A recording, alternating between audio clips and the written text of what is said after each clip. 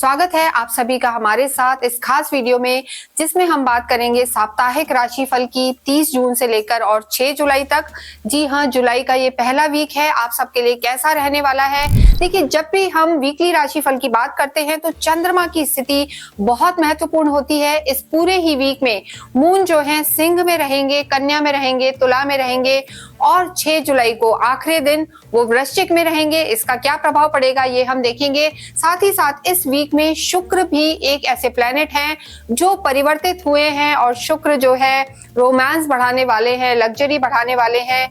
क्योंकि बहुत इंपॉर्टेंट है शुक्र, क्योंकि वो इस हफ्ते स्वग्रही रहेंगे, यानी ही अपनी ही राशि में इन्होंने प्रवेश करा है।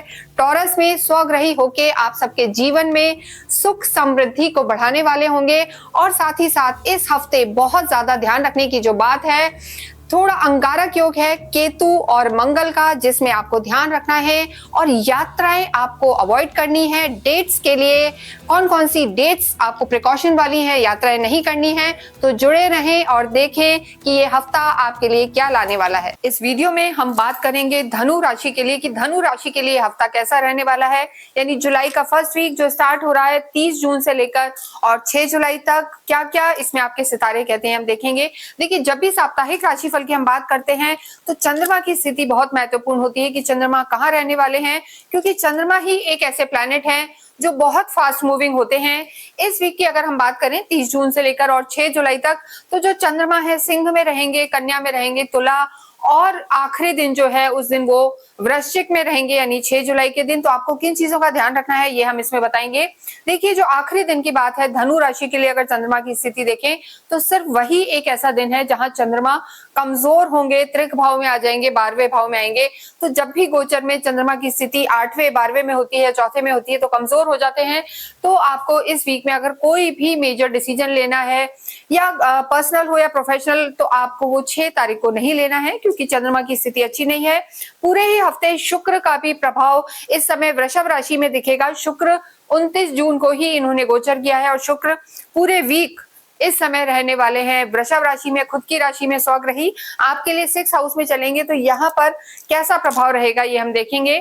सबसे पहले हम बात करेंगे हम आपके स्वास्थ्य की। देखिए, स्वास्थ्य के लिए जब भी हम बात करते हैं तो लगन को देखते हैं, फर्स्ट हाउस को देखते हैं, और जो आपके लग्नेश हैं वो इस समय आपके सप्तम में बैठे हुए हैं, सूर्य के साथ है, और बुध की स्थिति हम कहेंगे जरूर आपके अष्टम में है। तो आपको यानी धनु राशि को सबसे ज्यादा जिस चीज का ध्यान रखना है, आपके स्टमक का ध्यान रखना है। स्टमक से रिलेटेड कोई प्रॉब्लम हो सकती है, यानी इंडाइजेशन की प्रॉब्लम हो सकती है, इन्फेक्शंस वगैरह हो सकते हैं, इम्यूनिटी वीक रह सकती है, और इसके साथ साथ स्किन की भी कोई समस्या आपको परेशान कर सकती है।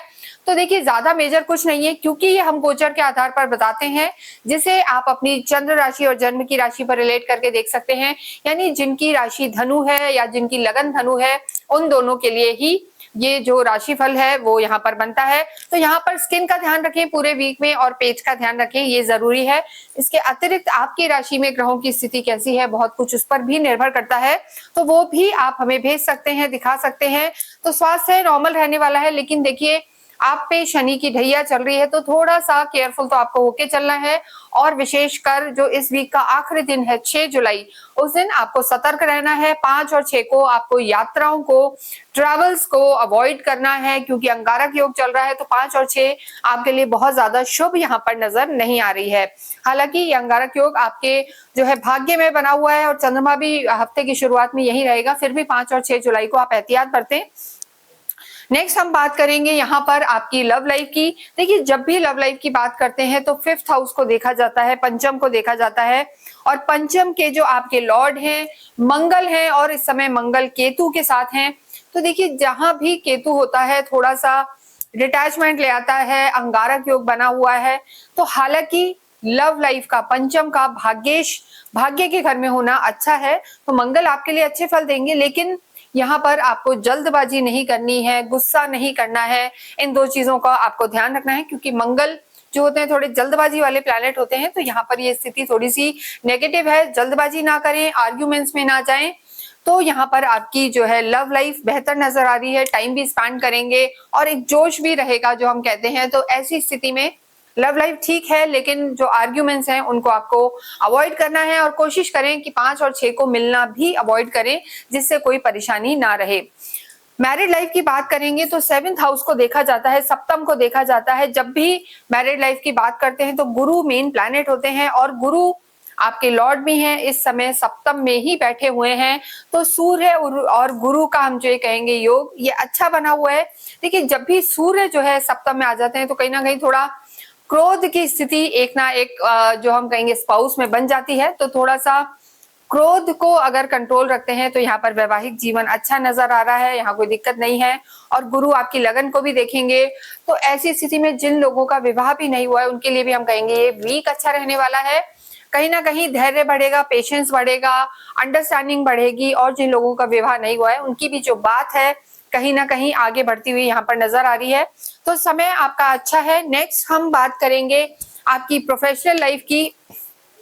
देखिए प्रोफेशनल लाइफ के जो आपके लॉर्ड हैं वो बुध बनते हैं और बुध जरूर हम कहेंगे इस समय अष्टम में चल रहे हैं। त्रिकोण के स्वामी हो चाहे कोई भी केंद्र के स्वामी हो, उनका 6ठे 8वें 12वें में जाना अच्छा नहीं रहता है। तो यहाँ पर जो आपके बुध हैं आपके स्पाउस के भी प्लैनेट हैं और आपके कर्म क्षेत्र के भी प्लैनेट हैं। तो यहाँ पर चीजें थोड़ी सी स्लो रह सकती हैं, कहीं ना कहीं आपको हो सकता है जो आपकी एक्सपेक्टेशंस हो, चीजें हो, उनसे थोड़ा सा कम रिजल्ट मिले। तो यहाँ पर आपको ध्यान रखने की जरूरत है, मेहनत ज्यादा करनी पड़ेगी इस हफ्ते। और आप जो नहीं चाहते वो शायद कुछ इस समय हो सकता है। तो कोई भी मेजर डिसीजन अगर आप लेना चाहते हैं तो 5-6 जुलाई को अवॉइड करें। कोई ना कोई परिवर्तन के योग है और मेहनत आपको खासा करनी पड़ सकती है, क्योंकि देखिए शनि की दृष्टि है, शनि की ढैया भी आप पर चल रही है। तो ऐसे में वर्क प्लेस पर मेहनत होगी, रिस्पॉन्सिबिलिटी बढ़ेगी और शायद जो आपकी उम्मीद है उससे ये हफ्ता आपको थोड़ा सा कम रिजल्ट्स दे सकता है। क्योंकि जो आपके कर्म क्षेत्र के स्वामी हैं बुध इस समय अष्टम में चले गए हैं, तो वाणी का भी आपको बहुत ज्यादा ध्यान रख के चलना है। हालांकि धन की स्थिति ठीक है, लेकिन किसी भी तरीके के उधार देने से आपको बचना है, विशेषकर 5 और 6 तारीख जो है। तो ऐसे में यहाँ पर इन चीजों का आप ध्यान रखें। नेक्स्ट यहाँ पर हम बात करेंगे विद्यार्थियों के लिए। देखिए विद्यार्थियों के लिए जो स्थिति बनी हुई है, मंगल आपके लॉर्ड हैं और मंगल का यानी एक धर्म त्रिकोण के स्वामी का पंचम का नवम में होना यहाँ पर बहुत अच्छे संकेत है। तो धनु राशि के जो विद्यार्थी हैं उनके लिए समय अच्छा है, स्पेशली जो लोग कॉमर्स बैकग्राउंड से हैं, मैथमेटिकल बैकग्राउंड से हैं, बैंकिंग, MBA, BBA की तैयारी कर रहे हैं, उनके लिए समय अच्छा रहने वाला है। सूर्य की स्थिति भी अच्छी है, जो लोग गवर्नमेंट जॉब की तैयारी कर रहे हैं उन्हें भी यहाँ पर फायदा हो सकता है। तो विद्यार्थियों के लिए हम यही कहेंगे कि समय यहाँ पर अच्छा नजर आ रहा है। मंगल आपके भाग्य में बैठे हैं, विद्या के स्वामी जब भाग्य में बैठते हैं तो डेफिनेटली यहाँ पर एकेडमिक्स में आपको अच्छे रिजल्ट्स मिलेंगे। डिस्टेंस एजुकेशन के भी चांसेस हैं, क्योंकि ये जो नवम भाव है ये कहीं ना कहीं आपके दूर दराज की यात्राओं को भी दिखाता है, डिस्टेंस एजुकेशन को भी दिखाता है और विदेशों से भी लाभ आपको दिखाता है। तो यहाँ पर विदेशों से भी लाभ हो सकता है। तो ओवरऑल अगर हम आपकी चीजें देखें तो विद्यार्थियों के लिए समय अच्छा है। लेकिन मंगल केतु के साथ है और केतु माइंडलेस प्लैनेट होते हैं, कभी कभी आपके मन को भटका सकते हैं, डिटैचमेंट ला सकते हैं और एकदम से जिस भी लाइन में आप चल रहे हैं, हो सकता है इस हफ्ते के एंड तक आपको लगे कि शायद मैं ये सही नहीं कर रहा, मुझे सब्जेक्ट बदल लेना चाहिए या मुझे किसी और चीज की तैयारी करनी चाहिए। तो ऐसा यहाँ पर हो सकता है, जिस पर आपको थोड़ा सा इम्पल्सिव डिसीजन नहीं लेना, ध्यान लेके रहना है। बात करेंगे हम आपके अध्यात्म की और आपके भाग्य की। देखिए भाग्येश आपके सूर्य हैं और इस समय सूर्य की स्थिति अच्छी है, सप्तम में सूर्य चल रहे हैं आपके और आपकी बुद्धि को भी सूर्य देख रहे हैं। तो काफी विवेकी, बुद्धिमान इस समय चल रहे हैं, भाग्य आपका साथ देगा। और गुरु आदित्य योग भी बना हुआ है, हालांकि 9 जुलाई तक गुरु अस्त है, लेकिन फिर भी सूर्य की स्थिति प्रबल है, अपने मित्र के घर में ही है, बुध के घर में है, तो स्थितियां बेहतर हैं।